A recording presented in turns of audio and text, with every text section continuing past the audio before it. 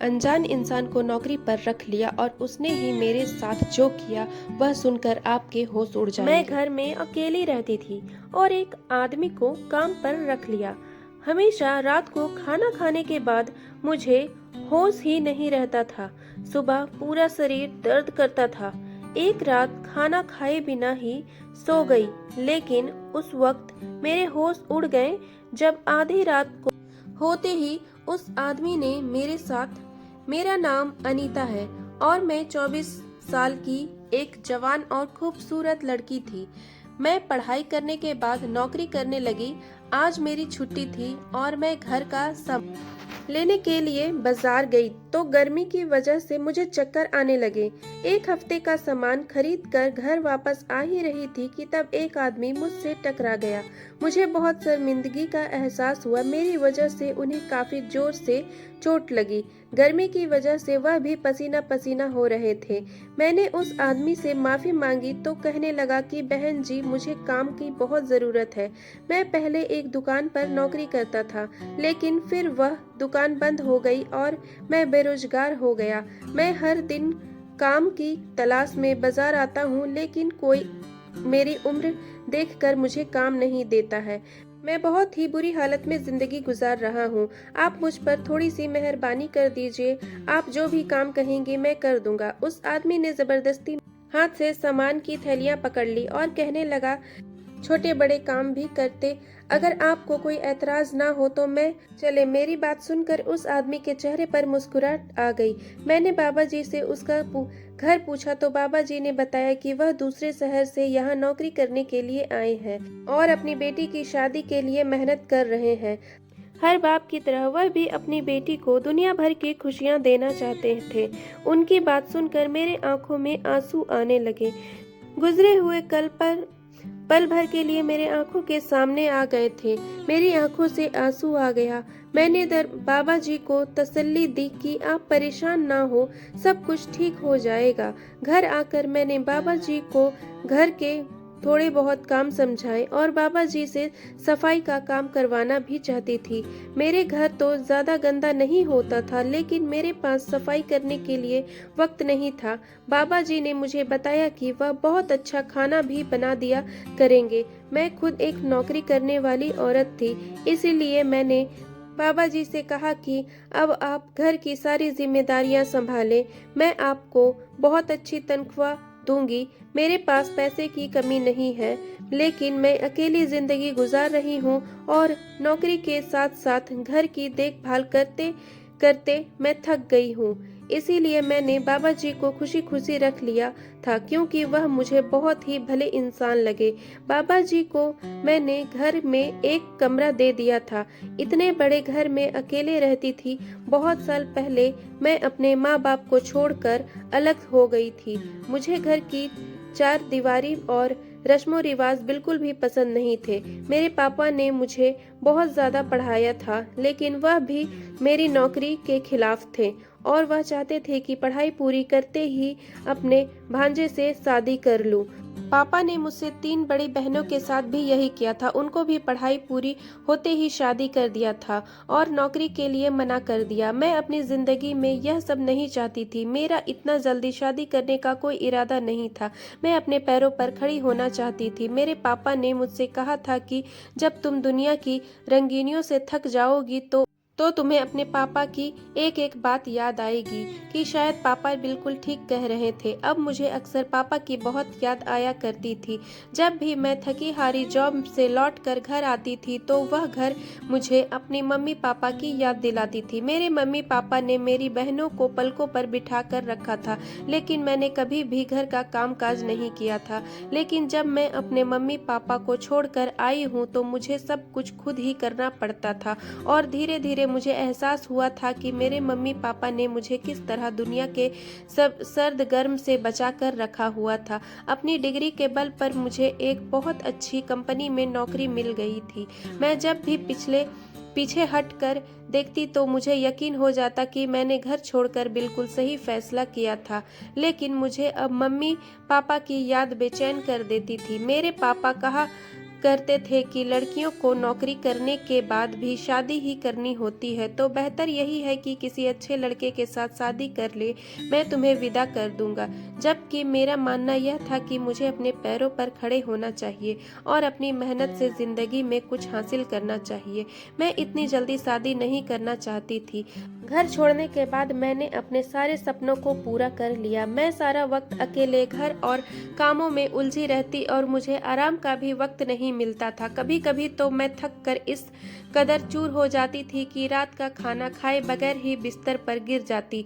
बाबा जी को रखने के बाद मैं घर की तरफ से बिल्कुल बेफिक्र हो गई थी, क्योंकि बाबा जी ने तो 2 ही दिन में पूरी घर की जिम्मेदारियों को समझ लिया था और वह पूरी ईमानदारी और लगन से घर का काम कर रहे थे। मैंने उन्हें सफाई के लिए रखा था, लेकिन उन्हें खुद ही बावर्ची खाने की जिम्मेदारियां भी उठा ली थी।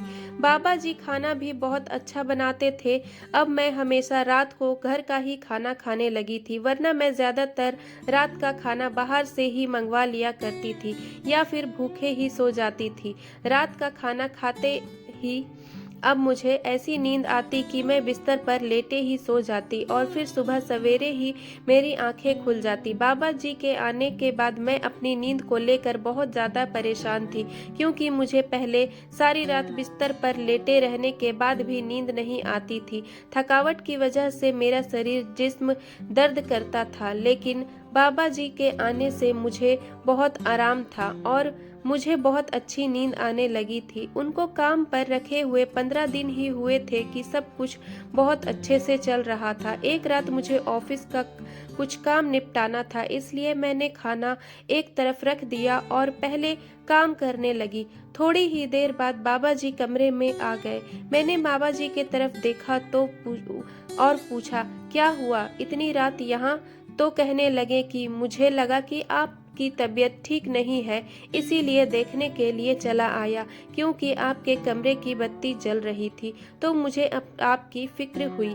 मैंने बाबा जी से कहा कि नहीं, मैं बिल्कुल ठीक हूँ, अपना काम कर रही हूँ, आप जाकर सो जाइए। बाबा जी चले गए। जब अपना काम खत्म करके मैं सोने चली गई तो मेरे दिमाग में एक सवाल आया कि बाबा जी इतनी रात तक क्यों जग रहे थे, जबकि वह तो मुझसे भी पहले उठे हुए होते हैं। मैं जब सोकर उठती हूँ तो बाबा जी घर की सफाई भी कर चुके होते हैं और मेरे लिए नाश्ता भी तैयार कर लेते हैं।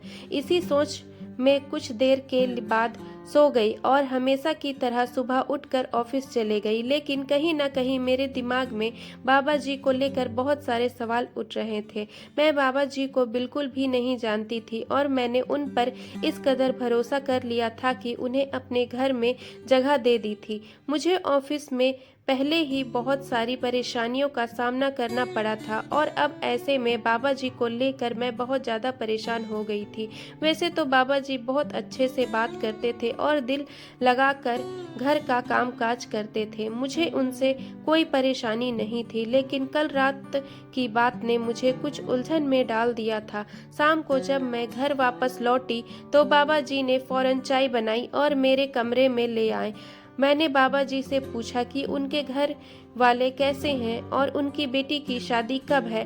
बाबा जी खुद ही बताने लगे कि उनके घर वाले गांव में रहते हैं और बाबा जी को शहर आए कई साल गुजर चुके हैं। वह कहीं नौकरी करते थे और 1 साल में एक बार अपने घर का चक्कर लगाते हैं। उनकी बेटी की शादी 6 महीने बाकी है और बाबा जी को उनकी शादी की तैयारियां करनी है, इसीलिए उन्हें पैसे की ज़रूरत है। मैंने बाबा जी से कहा कि आप फिक्र ना करें, मुझसे जितना हो सकेगा आपकी बेटी की शादी के लिए आपकी मदद ज़रूर करूंगी। वह बहुत खुश हुए और चले गए। मैं सोचने लगी कि ना जाने मैं इस आदमी पर विश्वास करके ठीक कर रही हूँ या नहीं। मैंने सोचा कि मुझे इस बार बाबा जी को आजमाना चाहिए। मैंने रात को खाना नहीं खाया, बल्कि बीमारी का बहाना करके जल्दी सोने के लिए लेट गई।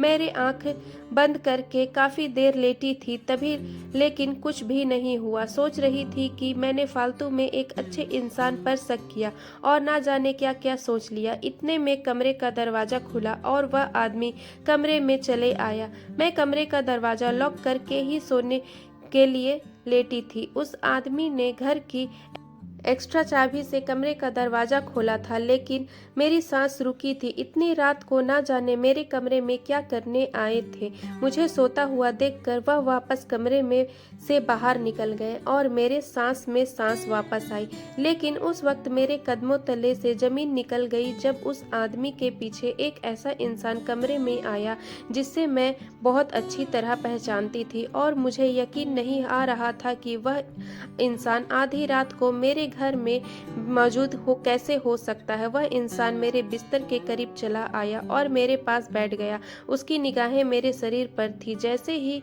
उसने मेरे चेहरे पर हाथ रखा, मेरा जान निकल गया और मैं उठ बैठी। मुझे जागता हुआ देखकर वह इंसान अक्का बक्का रह गया। शायद उसे यकीन था कि मैं गहरी नींद में सो रही हूँ। मैंने फौरन ही कमरे की सारी लाइट जला दी, फिर शोर मचा दिया। बाबा जी मेरी आवाज़ सुनकर फौरन आए।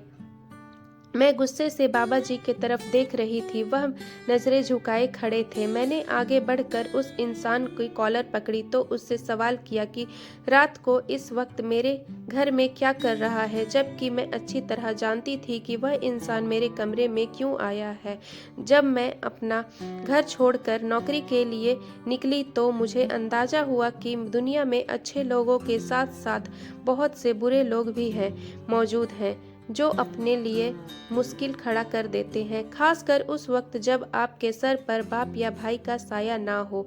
मेरी नौकरी एक बहुत बड़ी कंपनी में तो लग गई थी, लेकिन वहाँ का मैनेजर जो मेरा बॉस था मेरे लिए एक मुसीबत साबित हुआ था। मैं जवान होने के साथ साथ बहुत ज़्यादा खूबसूरत भी थी और यही बात मेरे लिए परेशानी बन गई थी। इसकी गंदी नज़रें हर वक्त मेरी तरफ जमी रहती थी। वह मैनेजर मेरी खूबसूरती पर पूरी तरह दीवाना हो गया था और उसने ऑफिस में मेरा काम करना बहुत शुरू कर दिया था। वह बहाने से मुझे अपने कमरे में बुलाता और मेरे करीब आने की कोशिश करता था। जितना मैं उससे बचने की कोशिश करती, वह जानबूझकर उतना ही मुझे तंग करता था। जब मैं उसके कमरे में ना जाती तो वह खुद मेरे कैबिन में चला आता था और मुझसे इस तरह की बातें करता था। मैं शर्म से पानी पानी हो जाती थी। मैं जानती थी कि उसकी नीयत गलत है। एक दिन वह मुझसे कहने लगा कि वह मुझे बहुत अच्छी प्रमोशन दिलाएगा, मैं उसकी ख्वाहिश को पूरा कर दूंगी। तो मुझे अच्छी तरह मालूम था कि उसकी ख्वाहिश क्या होगी, इसलिए मैंने एक जोरदार थप्पड़ उसके चेहरे पर मार दिया। मैं सोचा भी नहीं सकती थी कि वह इतनी बड़ी कंपनी में काम करने वाला मैनेजर इतनी घटिया सोच का मालिक होगा। मैं उसकी बेटी की उम्र की थी, लेकिन उसे फिर भी मेरे साथ इतनी घटिया बात करते हुए शर्म नहीं महसूस हुआ। जैसे ही मैंने उसके मुंह पर थप्पड़ मारा, ऑफिस में एक हंगामा सा खड़ा हो गया। बात ऊपर तक चली गई। मैंने अपनी सफाई में कुछ कहने की कोशिश नहीं की, जबकि मैनेजर ने मेरे खिलाफ बता दिया कि कहा कि मैं उससे प्रमोशन मांग रही हूँ, और जब मैंने उसे प्रमोशन देने से इनकार कर दिया तो मुझे बदनाम करने के लिए यह खेल रचाई गई है। मुझे इसके झूठ देखकर मैं दंग रह गई। वह बहुत पुराना नौकर था। मेरी कंपनी ने मुझसे ज़्यादा उस पर भरोसा किया, मेरे खिलाफ नोटिस भेज दिया। उस दिन के बाद मैं बहुत ही ज़्यादा मोहताज हो गई। उस मैनेजर से दूरी बनाकर रहती थी। काम होता तभी भी मैं उसके कमरे में नहीं जाती थी, पूरा काम करवाती थी। बहुत साल मैं उसे नज़रअंदाज कर रही थी, क्योंकि मेरे लिए यह नौकरी बहुत मायने रखती थी। लेकिन मैं नहीं जानती थी कि उस मैनेजर ने मेरा पीछा अभी भी नहीं छोड़ा था, बल्कि वो तो अपनी बेइज्जती का बदला लेना चाहता था। आधी रात को अपने कमरे में अपने मैनेजर को देखकर मेरी जान निकल गई थी। वह इस कदर बेशर्म निकला था कि उसने आधी रात को मेरे घर आ गया था। जब मैंने मैनेजर को कॉलर पकड़ा, वह कहने लगा कि मैंने जिस तरह उसे पूरी कंपनी के सामने बेइज्जती किया, वह मुझसे उस दिन का पूरी तरह बदला लेना चाहता है। मैनेजर को बहुत अच्छी तरह मालूम था कि मैं घर में अकेली रहती हूँ।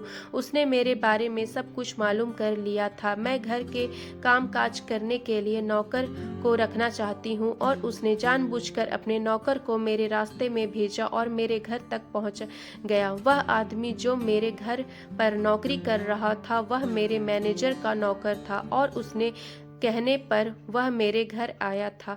थोड़े दिनों में ही उस आदमी ने मेरे घर की एक-एक बात मैनेजर को बता दी थी और वह जान गया था कि वह बहुत आसानी से मेरे कमरे तक पहुंच सकता है।